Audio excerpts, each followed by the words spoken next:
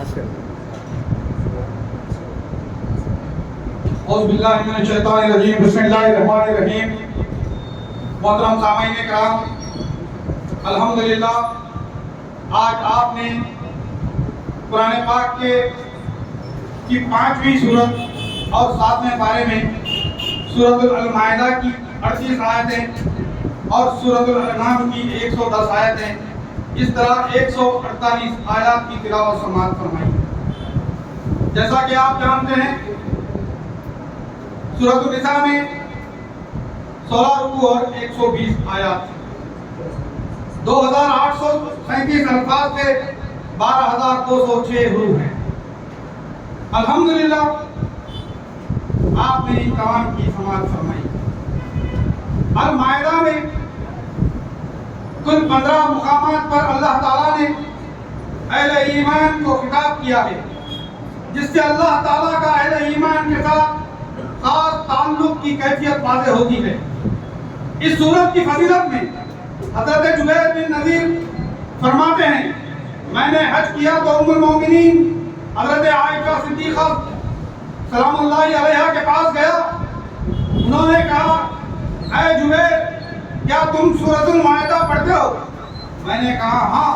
تو انہوں نے کہا، یہ آخری سورت ہے جو نازل ہوئی تھی، اس میں جو چیزیں حلال بتائی گئی ہیں انہیں حلال جانو، اور جو چیزیں حرام بتائی گئی ہیں انہیں حرام جانو. سورۃ المائدہ میں 3 اہم مضامین ہیں. نمبر 1، مسلمانوں کے مذہبی، تمدنی اور سیاسی زندگی کے متعلق مزید احکامات و ہدایات ہیں. سفر حج کے آداب مقرر کیے گئے. کھانے پینے کی چیزوں میں حلال و حرام کے قطعی حدود قائم کیے گئے. نمبر 2، مسلمانوں کو نصیحت کی گئی ہے، کیونکہ اب مسلمان حکمران بن چکے تھے، ان کے ہاتھوں میں طاقت تھی جس کا نشہ قوموں کی گمراہی کا سبب بنتا ہے. مظلومی کے دور کا خاتمہ تھا. جو حدود اللہ نے مقرر کیے ہیں اس کی پیروی کریں، اس پر ثابت قدم رہیں، اپنے جملہ معاملات میں کتاب الہی کے پابند رہیں. نمبر 3، یہود اور نصارہ کو ہدایت دی گئی ہے. یہودیوں کا زور ٹوٹ چکا تھا. تقریباً تمام شمالی عرب کے علاقے، بستیاں جو کہ یہودی تھی، اب مسلمانوں کی زیر لگی آ گئی. لہذا انہیں راہ راست پر آنے کی دعوت دی گئی، اور عیسائیوں کو ان کے عقائد کی غلطیوں کو بتایا گیا کہ انہیں نبی عربی پر ایمان لانے کی دعوت ہے. پھر سورۃ المائدہ میں بعض اہل کتاب کی تعریف کی گئی کہ اہل کتاب ان افراد کی تعریف بیان کی گئی ہے جنہوں نے قرآن مجید کی آیتوں کو سنا تو ان کی آنکھوں سے آنسو نکل آئے، کیونکہ انہیں حق کی تفہیم ہو چکی تھی، اور دعا کرنے لگے، اے ہمارے پروردگار ہم ایمان لے آئے، ہمیں گواہوں میں لکھ لے. وہ کہنے لگے، ہم ایمان کیوں نہ لے آئے جبکہ حق ہمارے سامنے آ چکا، اور ہم چاہتے ہیں کہ ہمارا رب ہمیں جنت میں داخل کرے. ان کے اقرار کے سبب اللہ نے انہیں ایسی نعمتیں دے گا جس کے نیچے نہریں بہ رہی ہوں گی. یہ وہ آیات ہیں جو حبشہ میں رہنے والے عیسائیوں کے متعلق نازل ہوئی. مسلمان حبشہ ہجرت کر کے گئے. رسول اکرم صلی اللہ علیہ وسلم نے عمر بن امیہ ضمری کو اپنا مکتوب دے کر نجاشی کے دربار میں بھیجا.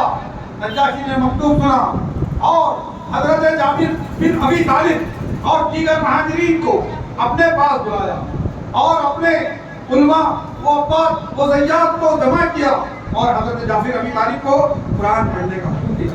آپ نے سب کے سامنے سورۃ مریم کی تلاوت کی تو اشفاق اور پڑھی گئی آیتوں کی تصدیق کرنے لگے. بخاری شریف کی ایک حدیث میں آتا ہے کہ جب نجاشی کی موت کی خبر رسول اکرم صلی اللہ علیہ وسلم کو ہوئی تو آپ نے صحابہ سے فرمایا، حبشہ میں تمہارے بھائی کا انتقال ہو گیا ہے، اس کی نماز پڑھو. چنانچہ ایک صحرا میں آپ نے اس کی نماز جنازہ غائبانہ ادا فرمائی. اسی طرح بخاری شریف میں ایک اور روایت منقول ہے کہ جو اہل کتاب نبی کی نبوت پر ایمان لے آئے انہیں 2 اجر عطا کیا جائے. پھر اہل ایمان کو حکم دیا گیا ہے کہ وہ پاک چیزوں کو اپنے اوپر حرام نہ کریں جسے اللہ نے حلال کیا ہے. یہ حد سے گزر جانا ہے، اور اللہ تعالیٰ ایسے شرکسوں کو پسند نہیں کرتا. جن چیزوں کو اللہ نے حلال کیا ہے کھاؤ، اور اللہ کا حکم کیا جس پر تمہارا ایمان ہے ان آیتوں کی شان نزول میں ایک واقعہ بیان کیا جاتا ہے کہ ایک شخص نبی اکرم صلی اللہ علیہ وسلم کی خدمت میں حاضر ہوا اور کہنے لگا یا رسول اللہ جب میں گوشت کھاتا ہوں تو نفسانی شہوت کا غلبہ ہو جاتا ہے، اس لیے میں نے اپنے اوپر گوشت کو حرام کر دیا، جس پر یہ آیت نازل ہوئی کہ اس طرح کے اور بعض واقعات بھی مذکور ہیں کہ بعض صحابہ ذیل و روایت کی غرض سے بعض حلال چیزوں سے اجتناب کرنا چاہتے ہیں۔ نبی اکرم صلی اللہ علیہ وسلم کے علم میں یہ بات آئی تو آپ نے انہیں منع فرمایا۔ حضرت عثمان بن مظعون نے بھی اپنی بیوی سے کنارہ کشی اختیار کی ہوئی تھی، ان کی بیوی کی شکایت پر آپ صلی اللہ علیہ وسلم نے منع فرمایا۔ پھر اس بات کی تعلیم دی گئی ہے کہ اللہ تعالیٰ لغو قسموں کا مواخذہ نہیں کرتا، لیکن کسی نے اللہ کی مضبوط قسم اٹھائی تو اس کا کفارہ یہ ہے کہ 10 محتاجوں کو اوسط درجے کا کھانا کھلائیں جو اپنے گھر والوں کو کھلاتے ہو، یا ان کو کپڑے بنائیں، یا ایک غلام یا لونڈی کو آزاد کروائیں۔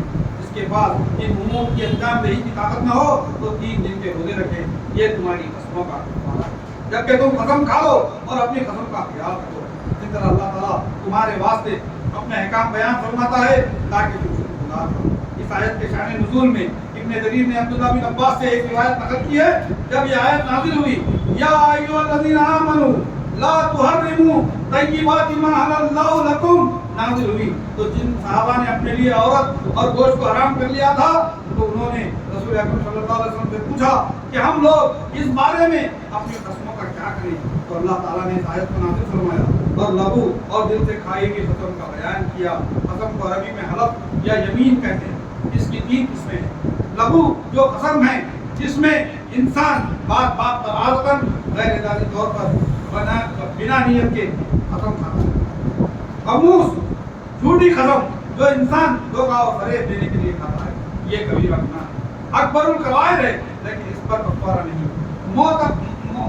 قضا یعنی وہ قسم ہے جو انسان اپنی بات میں تاکید اور پختگی کے لیے ارادتاً و نیتاً کھائے، ایسی قسم اگر توڑے گا تو اس کا وہ کفارہ ہے جو آیت میں بیان کیا گیا ہے۔ پھر اہل ایمان کو خطاب کر کے آگاہ کیا گیا ہے کہ یقیناً شراب، جوا، کان اور فال نکالنے کے پاس میں سب شیطانی اعمال کی زندگی ہے، اس سے بچتے رہو کیونکہ شیطان ان چیزوں کے ذریعے سے تمہارے درمیان باہمی دشمنی اور نفرت پیدا کرتا ہے، اور وہ چاہتا ہے کہ تم اللہ کے ذکر اور نماز سے رک جاؤ۔ اے ایمان والو، کیا تمہارے آتے ہو یا نہیں شاید کہ کامیاب ہو جاؤ گے۔ صحابہ کرام فہل انتم منتہون، تم رکتے ہو یا نہیں؟ یہ جملہ سنا تو حضرت عمر اور بعض صحابہ فوراً کہنے لگے اے ہمارے رب ہم باز آ گئے۔ اسی طرح ایک اور روایت آئی ہے کہ حضرت انس بن مالک کہتے ہیں میں نے ابو طلحہ کے گھر میں لوگوں کو شراب پلا رہا تھا کہ رسول اللہ صلی اللہ علیہ وسلم نے یہ اعلان کر دیا کہ شراب حرام ہے۔ جب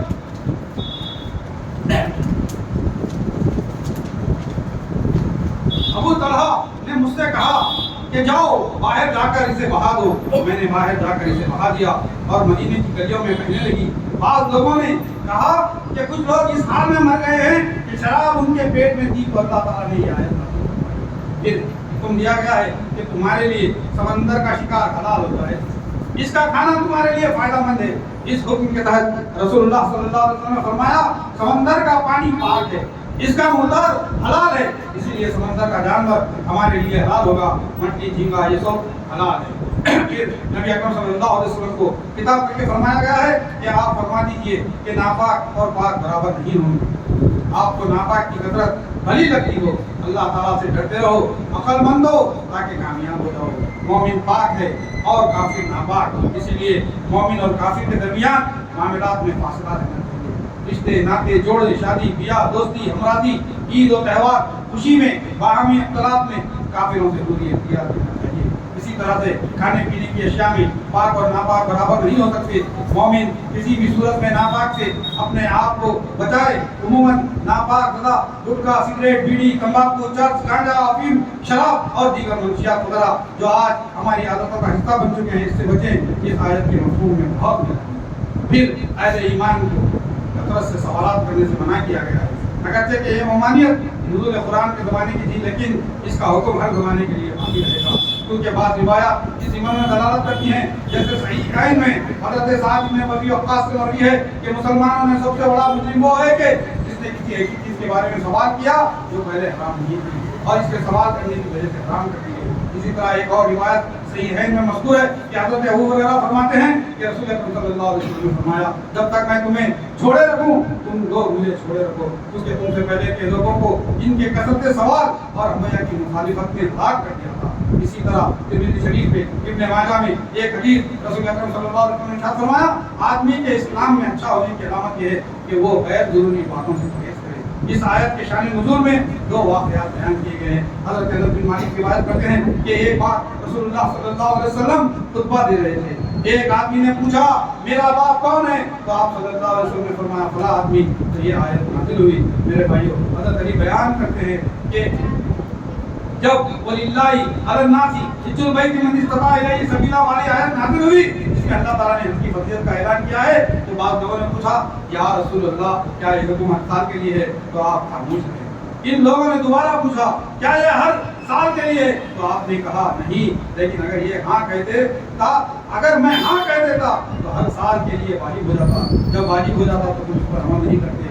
اسی کے بعد یہ آیت نازل ہوئی۔ پھر زمانے جاہلیت کی ایک بری عادت بیان کی گئی ہے کہ لوگ غیر اللہ یعنی اپنے بتوں کے نام پر جانور چھوڑ دیتے تھے جنہیں صاحبہ وسیلہ عام کہا جاتا تھا، جس کی کوئی شرعی حیثیت اللہ نے مقرر نہیں کیا ہے۔ یہ تو کافروں کی منگڑت ایجاد ہے کیونکہ وہ بیوقوف ہے۔ اس آیت کے ضمن میں بخاری شریف میں حضرت سعد بن حسین سے ایک روایت منقول ہے کہ وہ جانور جس کا دودھ دونا چھوڑ دیا جاتا ہے اور کہا جاتا ہے کہ یہ بتوں کے لیے ہے، چنانچہ کوئی شخص کے دھنوں کو ہاتھ نہ لگایا، وہ جانور جیسے پتوں کے لیے آزاد چھوڑ دیتے ہیں، اسے نہ سواری کے لیے استعمال کرتے نہ بار برداری کے لیے، اس سے پہلی دفعہ مادہ پیدا ہوتی اور اس کے بعد دوبارہ بھی مادہ ہی پیدا ہوتی، یعنی ایک مادے کے بعد دوسرا مادہ مل گئی، ان کے درمیان کسی نر سے تفریق نہیں ہوئی۔ ایسی اونٹی کو بھی بتوں کے لیے آزاد چھوڑ دیتے تھے۔ بتوں کے لیے یہ نظر و نیاز پیش کرنے کا سلسلہ آج بھی مشرکوں میں قائم ہے۔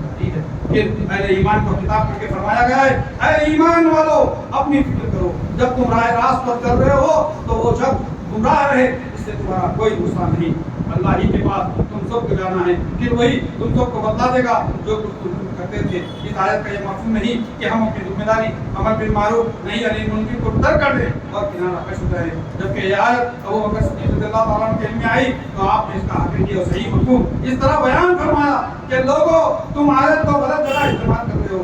میں نے تو نبی صلی اللہ علیہ وسلم کو فرماتے سنا ہے جب لوگ برائی ہوتے ہوئے دیکھ لیں تو اسے بدلنے کی کوشش نہ کریں تو قریب ہے کہ اللہ تعالیٰ انہیں اپنے عذاب میں لے لے۔ اس لیے آیت کا صحیح مطلب یہ ہے کہ تمہارے سمجھانے کے باوجود اگر کوئی نیکی کا راستہ اختیار نہ کرے یا برائی سے باز نہ آئے تو تمہارے لیے یہ نقصان دہ نہیں ہے، جبکہ تم خود نیکی پر قائم اور برائی سے مجتنب ہو۔ پھر وصیت کے احکام بیان کیے گئے ہیں۔ احکام وصیت ہے اے ایمان والو جب تم میں سے کسی کی موت کا وقت آ جائے اور تم وصیت کرنا چاہتے ہو تو دو گواہ مقرر، دونوں گواہ چاہے خاندان کے ہوں یا دوسرے ہوں لیکن ان کا دیندار ہونا چاہیے۔ اگر تم سفر میں ہو تمہیں موت کا خدشہ ہو تو دو گواہ مقرر کر دو، وہ گواہ ایسے ہوں کہ ان کی ذاتی منفیت ان کے پیش نظر نہ ہو، چاہو تو ان سے اصلاح نیت کی حکم بھی لے سکتے ہو، اگر کوئی گواہ ذاتی منفیت حاصل کر لے تو وہ سخت گنہگار ہے۔ اس طرح کے احکام کا تذکرہ کیا گیا ہے۔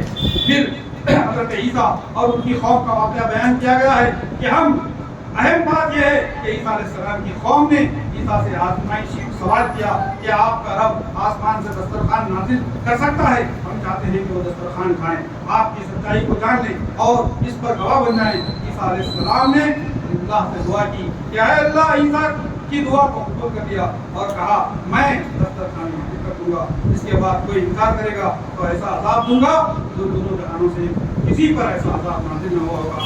الحمدللہ یہاں پر سورۃ المائدہ مکمل ہوئی ہے اور پھر اس کے بعد ہم نے آج قرآن پاک کی چھٹویں سورت جس کا نام سورۃ الانعام ہے، جس میں 30 رکوع اور 165 آیات ہیں اور 3055 الفاظ ہیں، 12448 حروف سورۃ الانعام میں ہیں۔ یہ مکی میں سورت نازل ہوئی ہے۔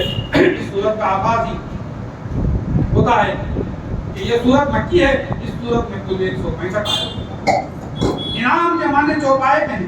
اس سورت میں چوپایوں سے متعلق علت و حرمت کے اکثر و بیشتر احکام بیان کیے گئے ہیں۔ نیز مشرکین کی جہالت اور بتوں سے تقرب حاصل کرنے کے لیے جانوروں کو غیر اللہ کے نام پر چھوڑے جانے کے مشرکانہ عقائد بیان کیے گئے ہیں، اسی لیے اس سورت کا نام الانعام رکھا گیا۔ اس सूरत के मुताबिक इब्न अब्बास बयान फरमाते हैं 6 आयतों के अलावा पूरी ही सूरत मक्की है, एक ही बार रात को नाजिल हुई थी और सहाबा इकराम ने पूरी सूरत रात ही को लिखी थी।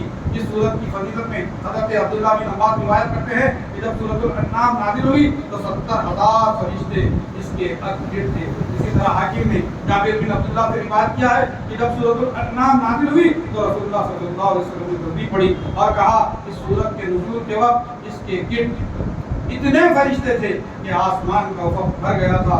सनद दारमी में एक रिवायत मंक़ूल है कि हज़रत उमर फरमाते हैं सूरतुल अन्नाम कुरान का रब्ब वाक़।